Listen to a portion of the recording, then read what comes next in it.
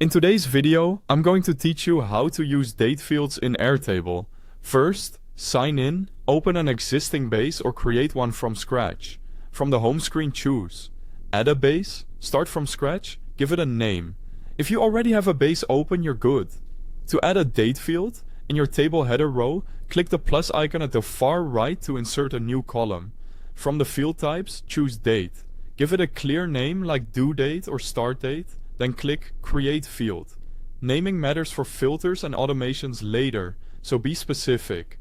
Next, customize how the dates look and behave. On the New Fields header, click the small drop-down arrow and choose Customize field. Pick a date format.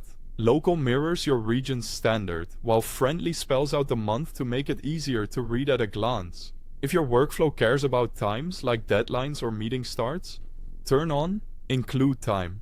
When time is enabled, choose 12-hour or 24-hour format based on your preference or team standards.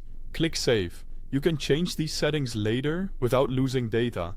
By the way, if you don't have Airtable yet, I've placed the official link right at the top of the description so you can sign up or log in. There are mobile apps too, and that link will point you in the right direction. Entering dates is simple. Click any empty cell in your date column and use the calendar picker, or type a date manually.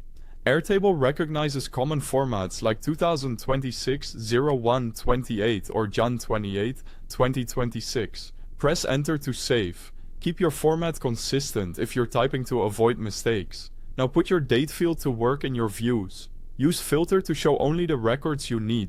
For example, records after today to focus on upcoming items. Add a sort to arrange your table from earliest to latest, which is great for prioritizing.